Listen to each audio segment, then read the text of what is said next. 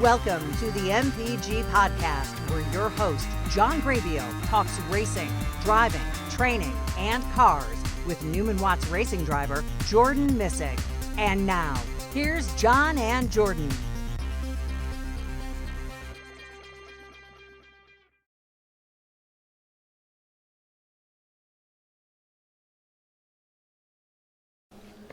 Well, welcome to the MPG podcast, Missick Performance Group Racing.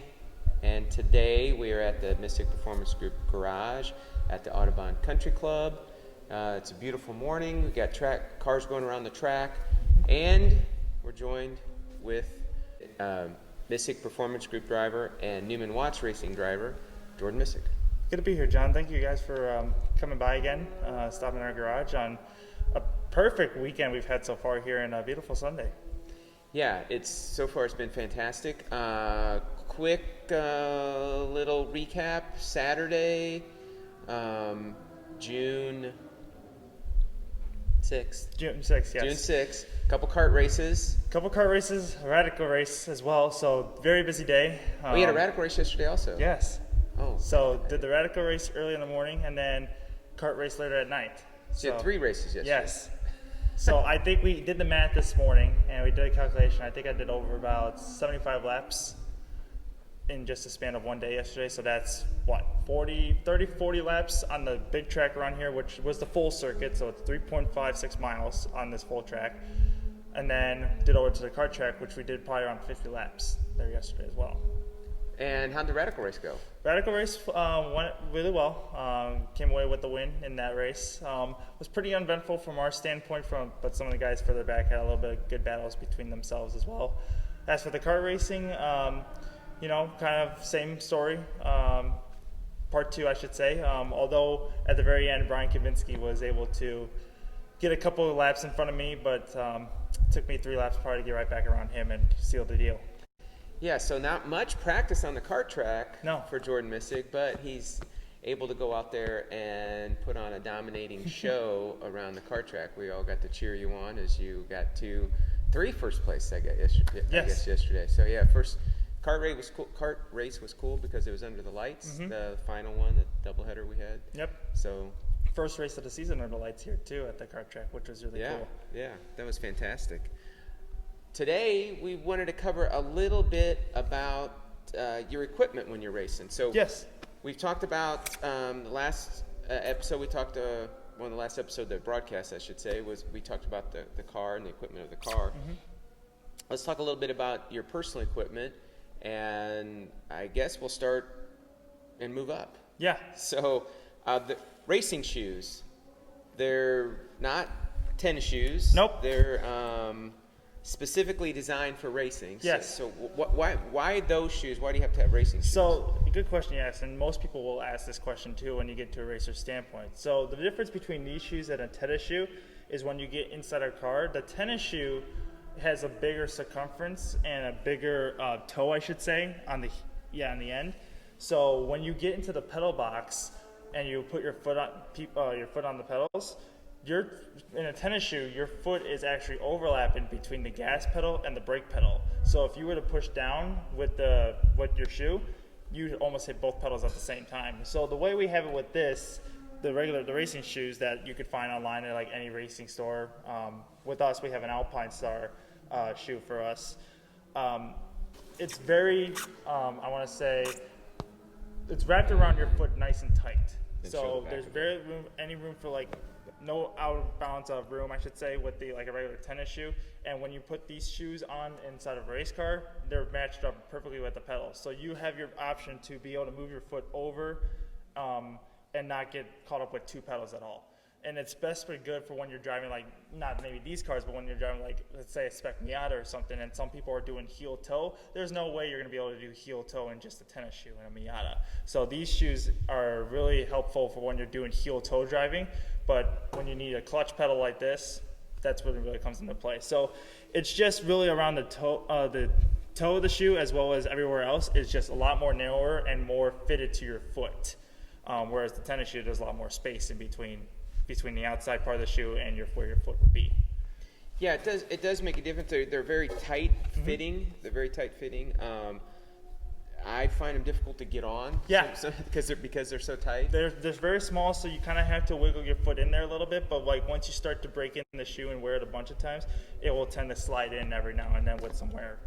And there's a little bit on the back side here. There's a little bit of rubber to grip, since your feet are going to be you're not walking like this. Your feet are up here a little bit. So the way this is because whenever you're driving, you always have your heels down and your feet are up on the pedals. So this is kind of just like a little bit of traction to where your foot, when it's on the floorboard, it's not coming out from underneath you or just sliding so much. It's so that they grip and stay in place for when you're driving. Now some people will use a tactic of like they'll use like some tacky or kind of strip, they can use tape or just like some kind of like tacky things that they'll put on the floorboard to where their feet will like literally lock in place. So they'll use like some tacky stuff just to keep their foot there. What we use in these cars is we have a heel rest.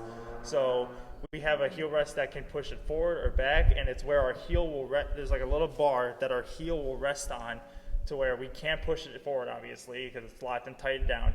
But it just allows us to put our heels there, and it just, when we rest them, our feet, we can tell they're off the pedals, and they're just kind of resting on the heel rest. And in this car, your feet are almost straight out, right? Yeah. You're just sitting down and almost straight out. Yeah.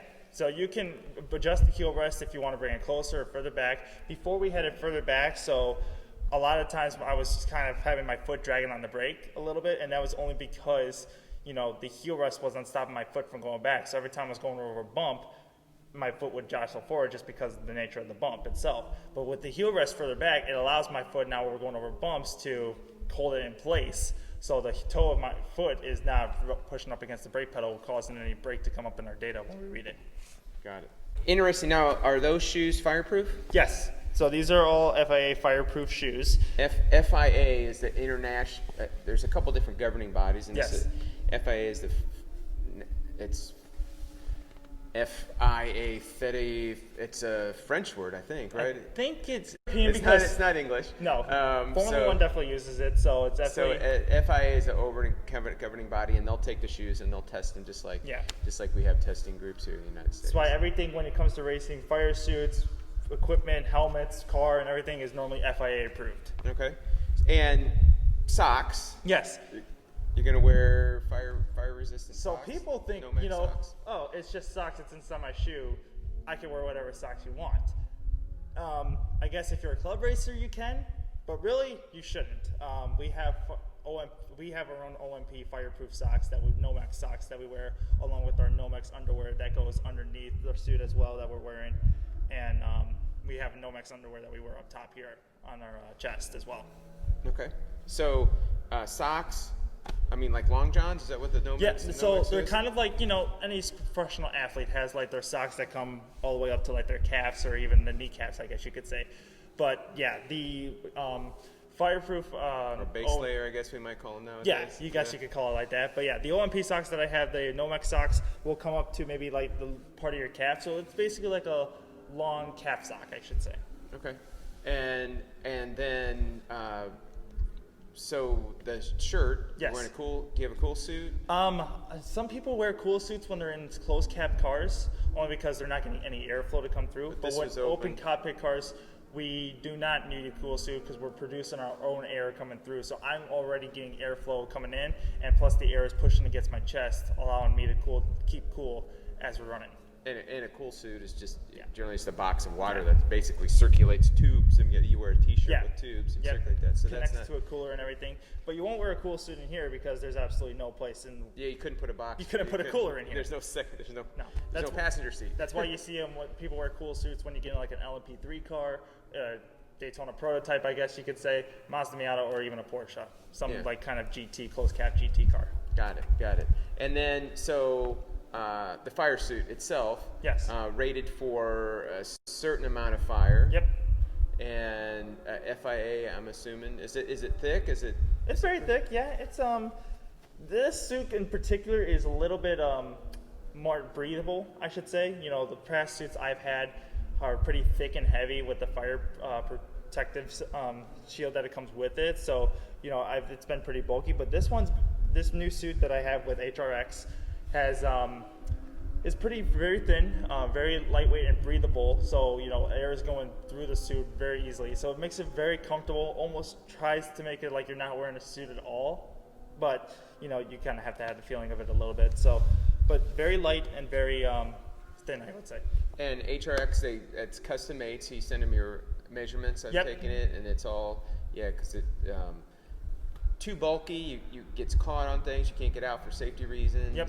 And so the process with HRX is that they'll help you design the suit. They'll set you up with clientele there, and then they'll set you up with a design that you can come with. You just tell them what you're looking for, what the colors are, and send them some logos, and they'll screen print the logos right on the fire suit itself. And then from there, they just kind of send you a sheet of measurements. They have a little tutorial video explaining how to take the measurements in case you don't know how to. So that's there for help if you need it. But there's also diagrams that explain how to take a measurement. So they'll take a measurements coming around the calf, coming around like your whole entire leg, upper body, into your torso, and all around your arm and everything. So this whole suit is basically measured around my body as a whole. Oh, cool. And interesting thing, the sleeves here. Yep. They have big cutouts underneath the sleeves, and that's all reinforced for safety guys can pull you out. If you're ever in a car and you're like, say you're unconscious and the car is on fire or something, they just grab on this and pull you out that way. Yeah, so you got built-in handles to get you out safely. Mm-hmm. And gloves. Yes. I see your gloves are. So we have right back here. We have our own Nomex suit I have back here as well. I'll let you feel that just to see how it is. Yep, so this is the that's the Nomex top. Okay. Yeah. And then the gloves itself, fire protected gloves as well from HRX as well. And we got them custom fit to our own logos and everything. Very lightweight gloves. I do like these a lot. These are much better than my other pairs of gloves that I have. Very, very breathable as well. And they're not as heavy, because a lot of people do get heavy gloves, and the heavy gloves will tend to sweat your hands up a lot too. So I find a more breathable, lightweight glove is the way to go, and especially with these, they're probably the best you could probably find. Yeah, and I noticed that the seams, like on some of these newer gloves, I'm seeing the seams are the outside seams. It's not like a normal glove which wraps. So they're not trying to look great. I mean, they look great, but they're not dressed. So basically, it's built for your hands being super comfort on the inside. Correct. Yes. And not for the outside, not for necessarily look. The seams are there to make, reverse so that it's better for your hands on the inside. Correct. That's kind of what I noticed. And another thing too with these gloves as well is that most people you probably couldn't see it unless you're really up close. They have like little tacky patches inside the glove itself, right on the fingerprints as well as the palm of the glove. So that way, it's easier to grip on the wheel, or if you have to grip onto something, this helps you have the tacky and grip to hold on to something a lot easier. Okay, nice. And last but not least, I should say, the helmet. The thing that protects your noggin and right. everything else, all the brains and everything. So for these kind of cars, open wheel cars, they make you have a carbon-based helmet. So they make you it could be a Stilo, a Bell, any type of helmet, but it has to be carbon fiber protected. This one, unfortunately, is not carbon fiber protected, but we use this from like the Radical series, GT series, or Spec Miata series. You can do that if you wanted to as well, anywhere like Autobahn Country Club or any like SCCA type of event, I guess. This was a Stilo ST5 that we have. Our new helmet is a Bell that's currently getting repainted right now. That's the carbon fiber one. Correct. That's required for that. That's required for the open wheel cars, and you'll see that. And the required open wheel cars, it can be for like a USF 2000, Indy Pro 2000, or Formula 4 or F3 like this for the junior ranks. But a good helmet is definitely needed because that's what's obviously protecting your head. But also, there's some helmets like this one has a noise cancellation headphones that come with inside. So some people will have like the earpieces. For me, instantly, I will have the earpieces when we put in the Bell helmets. But for this helmet, I have the noise cancellation headphones, which the radio comes built into the helmet, correct.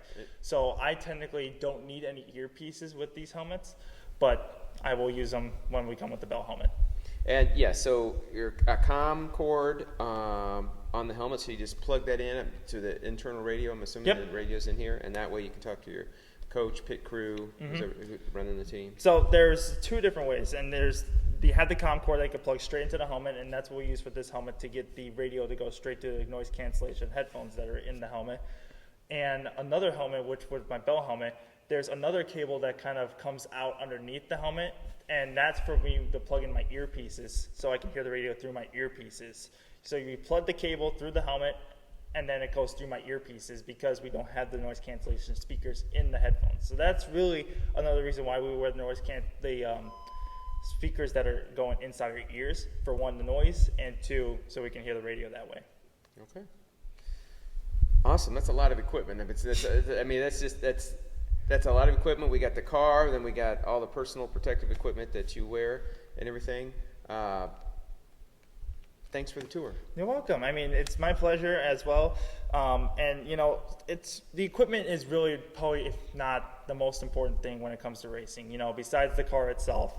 I mean, that equipment obviously is replaceable, but in order to go racing and be in a safe manner, you need to have the right equipment. Can't replace you. No, you can't replace equipment. But there's one thing we did forget to admit and mention, and that's Hans device. The Hans device, that's right. Yeah. Yes. So Hans device, can go inside the helmet. There should be some clips on the sides for the Hans device, and it's either on the steel or any kind of bell helmet that you would see.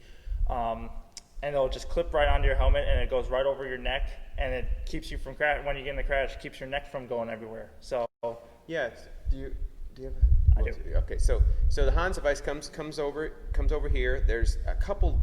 Hans is the global maker. That's the most recognized name. There are a few other ones nowadays, but it basically comes around your neck, and it gets strapped down with your shoulder harnesses.